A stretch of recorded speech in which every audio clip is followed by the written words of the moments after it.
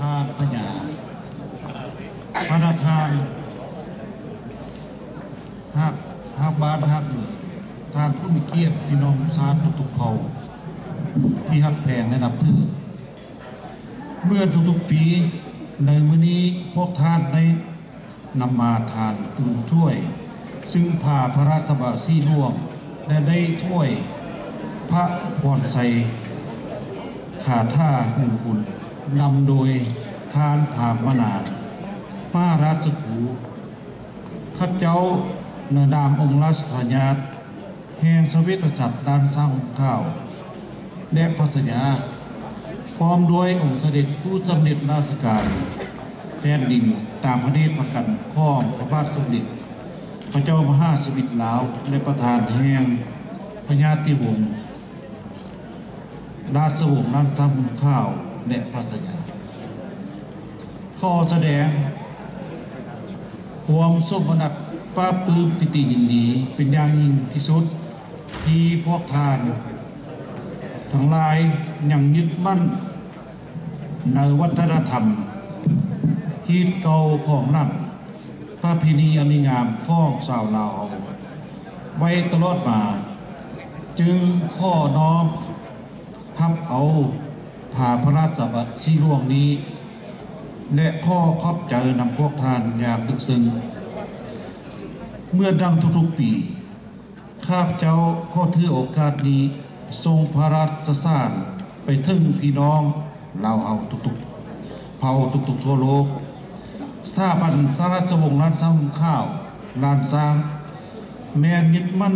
เสมอมานโยบายโฮมลาวภายใต้ประชาธิปไตยของพระบาทสมเด็จพระเจ้ามหาสิริศรีสว่างวัฒนาพวกข้าพเจ้าได้ติดตามสถานการณ์โลกเกี่ยวกับลาวบ่ได้คาดในปี 2016-2017 นี้ก็ได้มีเหตุการณ์ที่น่าสนใจหลายอย่างกองประชุมร่วมครั้งที่ 10ของพรรคประชาชนปฏิรูปลาวในเดือนมกราคม 2016 ได้เลือกตั้งเอาคณะผู้นำมา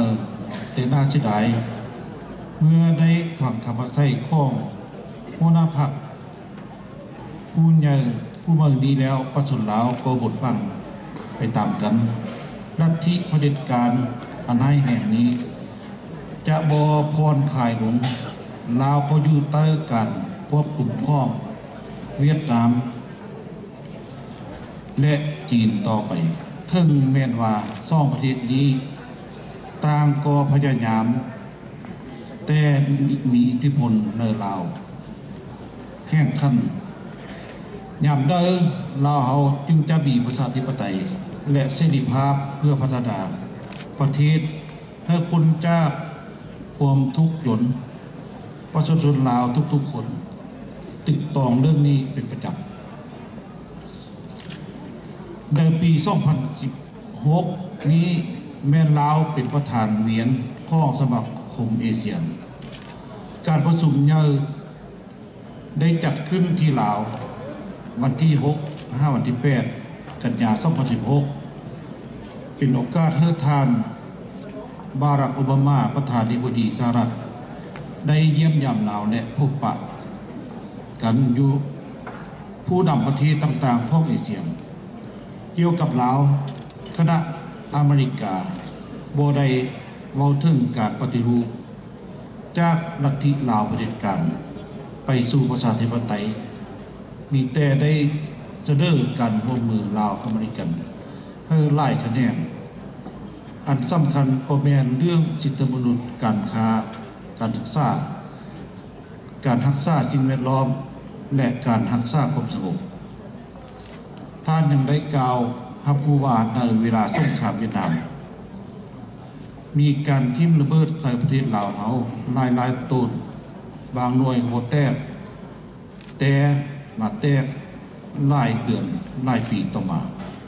เหตุให้ประชาชนลาวเศร้าให้ชาวนาบาดเจ็บล้มตายท่านประกาศว่าจะเพิ่มงบประมาณให้เป็น$90 ล้านสำหรับ3 ปีข้างหน้านี้เพื่อกู้ระเบิดโหแตกนี้ให้ไปขึ้นนอกนี้เขายังสนใจ จึงสอบเบิ่งว่านโยบายมาข้องสนับเกี่ยวกับจีนเวียดนามและประเทศในเขตอาเซียนแปซิฟิกจะเป็นแนวแท้อีกปัญหาหนึ่งที่เฮาบุคคลแม่นการบ่ถูกต้องกันระหว่างภูมิประเทศในเขตทะเลจีนเวียดนามฟิลิปปินส์มาเลเซียบรูไนและไต้หวันได้ทวงเอากรรมสิทธิ์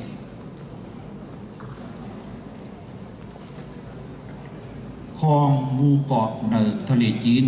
หมู่เกาะเหล่านี้มีทรัพย์ธรรมชาติราคาสูงในเดือนกรกฎาคม 2016 ศาลโลกได้ตัดสินต่อการฟ้องของฟิลิปปินส์ว่าจีนบ่มีสิทธิ์เป็นเจ้าของดอนที่จีนควบคุมอยู่ในปัจจุบันนี้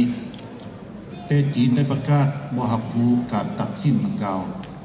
สถานการณ์นี้เป็นระเบิด